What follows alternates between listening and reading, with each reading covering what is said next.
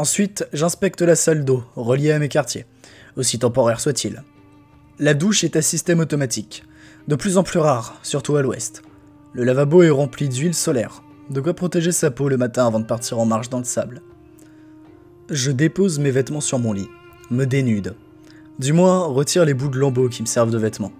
Puis me regarde un bref instant dans le miroir situé face au lavabo. Ma barbe légère doit être de nouveau minutieusement taillée. J'ai des trous dedans, c'est aberrant. Je m'en occuperai plus tard.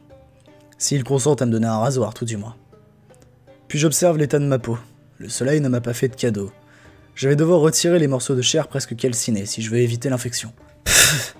Ça me fera quelques cicatrices en plus. Rien de neuf sous le soleil.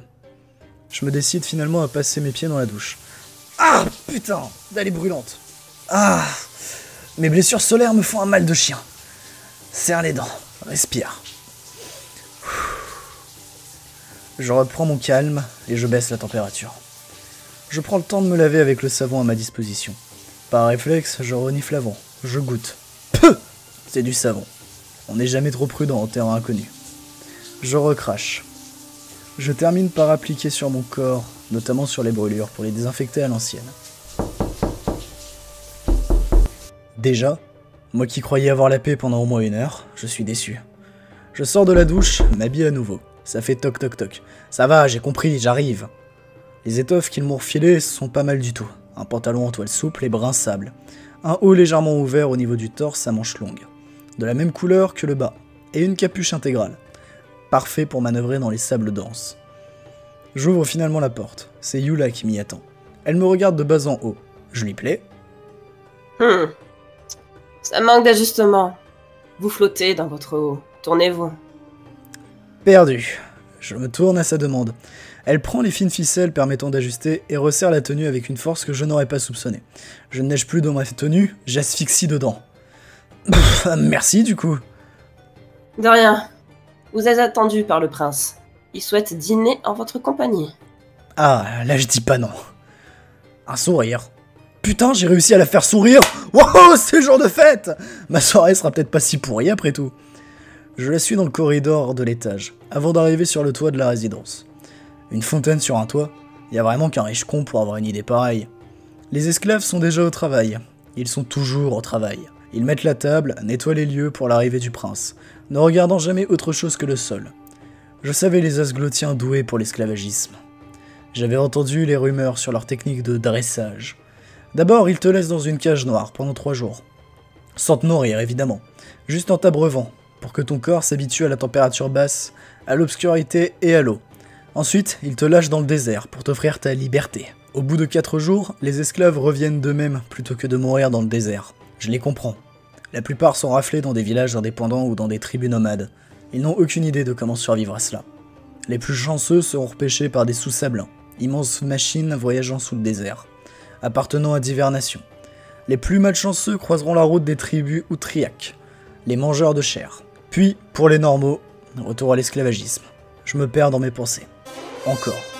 Alors qu'une trompette résonne, annonçant l'arrivée de mon bienfaiteur. Je prends place, lui aussi. Nous sommes assis sur des coussins posés sur le sol. Autour de nous, musiciens animent les étoiles, tandis que les danseuses font bander la lune. La fraîcheur de la nuit me fait un bien fou. Les entrées arrivent. Du melon frais, juteux à plus soif, avec un velouté crémeux. Le genre de choses que je n'ai pas mangé depuis quoi 2 ans. Je porte chaque bouchée à mes narines avant de goûter. Je refuse de mourir empoisonné. Mais mon instinct est serein. Je suis serein. Pour la première fois depuis 10 jours. Depuis le naufrage du navissable qui était censé m'emmener à Toulouktet, pour que j'y réponde de mes crimes. Une pensée me vient alors. Et si les Asglotiens avaient... Toi, tu es celui qui a compris, oui. Nous avons fait échouer le navissable. Comment vous... Putain, sortez de ma tête, c'est privé. Toi, tu es celui qui a survécu, malgré les menottes, malgré la soif, malgré la faim.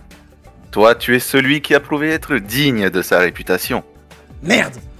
Il lit dans mes pensées, ce con-là? Depuis combien de temps? Pense à rien, pense à rien, pense à rien. Putain, ça fait du bien de manger. Mais ta gueule, on t'a dit! Pense à rien, pense à rien. Mon regard se perd sur les danseuses. La vache, je me laisserais bien bercer dans leurs bras. Mais ferme-la! Un rire éclatant. Je me tourne vers le prince. Ce dernier semble particulièrement amusé. Je suis une arcade, puis il fait venir Yula. Merde. À quoi j'ai pu penser? Il était pas là quand je... Non, c'est rien. Ça peut pas être ça. Ils discutent dans leur langue à la con. Taltakes. Mirsrnat. Oh you.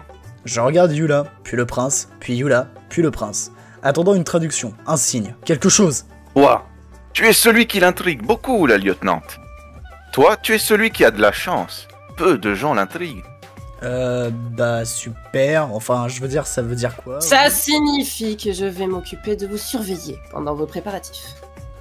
Fils de chien. C'est ma première pensée à ce moment, puis je me souviens du pouvoir de l'autre. Et je me tais mentalement. Reste concentré, lâche rien, lâche rien. Je me demande où est Kyoe. Elle saurait quoi faire. Salut à tous, c'est Abbé Sapiens. Petit message de fin de saison. Le chapitre 1 des Grains de l'Horizon est désormais terminé. Vous l'avez vu, il a compris 3 épisodes, dont un légèrement plus court, faute de texte. Le fait est que la prochaine saison sortira à partir du mois d'octobre pour des raisons de production et de préparation. Si vous avez aimé, c'est très important pour moi que vous likiez, commentez et partagez. Ça aide énormément la chaîne. N'hésitez pas également à vous abonner et à activer la cloche. Je vous souhaite une excellente journée.